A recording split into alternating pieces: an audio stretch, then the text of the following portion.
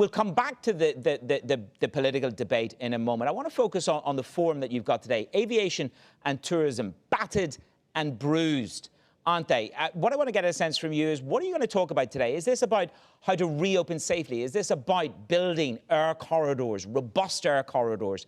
Do we need to shift the narrative and the speed of normalization? Good morning, Secretary General. Morning. Thanks for having me. Yes, I mean, I think, your Bloomberg and other news outlets have covered sort of the individual parts of these sectors, tourism, the airlines, energy, and the impacts from COVID. What we're doing is examining all three together because they're interlinked. The energy market recovery has rebounded somewhat, but it's plateaued. And really the missing ingredient is this international travel and jet fuel demand and consumption number. We need to get that back up for there to be a full recovery in the oil market.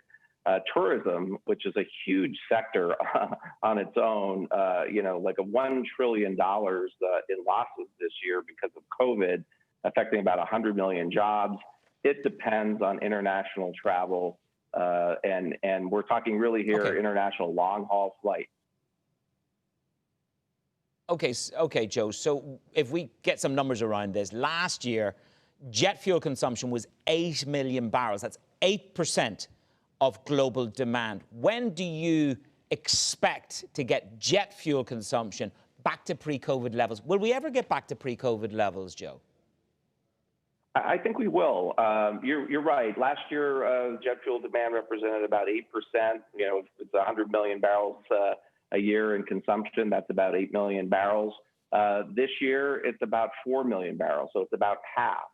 We think that, in fact, we're forecasting for the first half of 2021 that we could increase jet fuel demand by about 25%, another 2 million barrels a day. But it requires the following factors. Number one, it will require a vaccine for sure, and that it begins to be phased in the first half of 2021.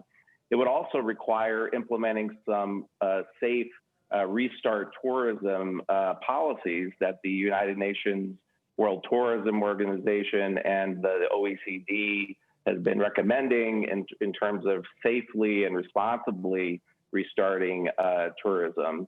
And it relies on the airlines. But Joe, is part of that reopening New York, London, New York, Paris. In other words, that transatlantic route. That's the key. Absolutely. I mean, all the long haul routes is the key. I mean, some big countries have some domestic tourism capabilities. But really what you're talking about here are international long haul routes. Certainly the transatlantic is kind of the bread and butter for a lot of these airlines, certainly in Europe. Yep. The inter-Europe travel is down dramatically also. And of course, Asia and Middle East, we know with Emirates, the world's largest international carrier is trying to come back, but it is sharply curtailed flights as well. So we need to get these long haul flights back. I mean, there's some return to domestic flights, but even that is flattened. Okay, let's return to the debate, Joe. Hopefully you listened to it. I just played you a little bit of the back and forth. Look, undoubtedly, we're now in clean blue sweep mode. The consensus is building that Biden will accede to power in the White House. We don't know. But one thing is for sure, he has said that he will take America back into the Paris Climate Agreement. I'm looking at the ETFs on clean energy. They're rocketing over the past couple of days. How do you and how does the kingdom look at the specter of a Biden victory? How much of a threat is a Biden victory to big oil and fracking?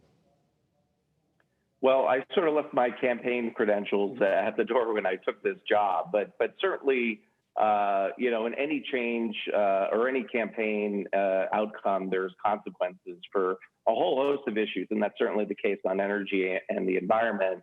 I think, as you indicated, clean energy is going to see some tailwinds if there's a Biden presidency. I think coal will continue to see headwinds, although it's already experiencing a lot of challenges because of cheap natural gas. I didn't see the debate. I saw a few clips this morning as I was getting ready to come on. I think one of the big issues for oil markets and kind of an immediate impact of a change in administration in the U.S. is the situation with regard to Iran.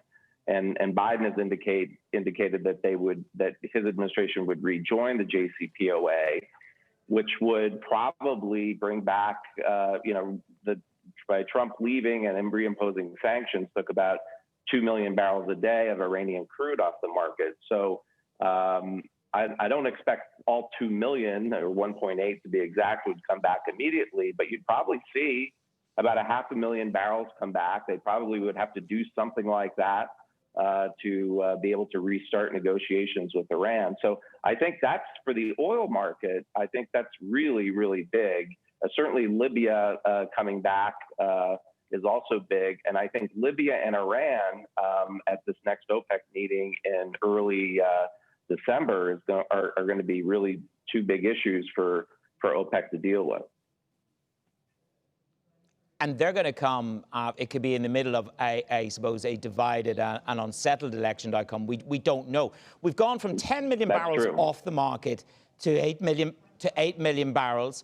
And the prospect is, of course, in January, we could see the taper to 6. Would it be folly, in your opinion, to taper to 6, given the known unknowns, so to speak, sir? You mean with OPEC cuts? Yes, with OPEC Plus meeting in January. Yes. I mean, I think OPEC is going to stay the course unless market circumstances, require them to make a change. And I think they're prepared to be flexible. Saudi Arabia is certainly, establishing tight compliance, I think, with their chairmanship of the Joint Ministerial Monitoring Committee. And there's really been very impressive compliance from OPEC so far. I think all things stay the same. I think compliance, stays, firm, and I think they stay on track with what their current plans are. But I do think introducing Iran and this Libya production may require some adjustments. But for now, I think their plan is to stay the course. And do you think the Saudis are prepared to do? Do you think the Saudis are prepared to do? Do you think the Saudis are prepared to do more? To deal with, and will they take the heavy load again to deal with the prospect of Iran crude and Libya crude coming back in the sizes you've indicated?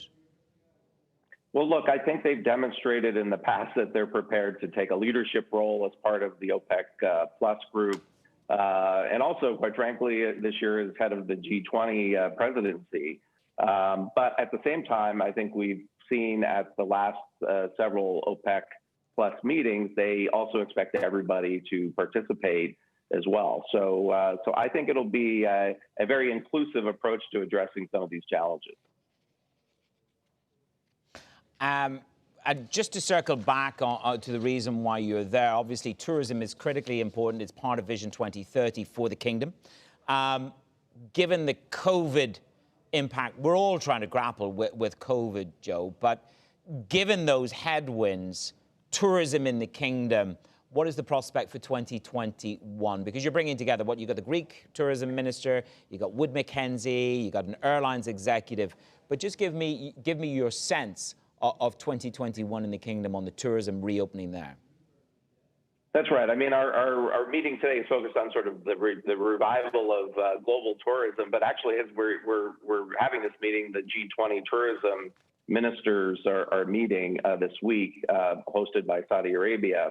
I actually participated in some Saudi Arabia tourism this weekend. I went to the edge of the world in the middle of the desert. It was really spectacular. I think in terms of the kingdom, I think they have a huge focus on tourism here. And from the different sites that I've seen, just in my personal tourism activities, they're doing a tremendous job. I mean, I really think the world needs to get ready to travel to Saudi Arabia because I think they've really prepared. But like anybody else, I think it's going to be impacted by COVID in terms of the return. They have a religious tourism component here to visit the holy sites. And so that's another factor to put into the mix here.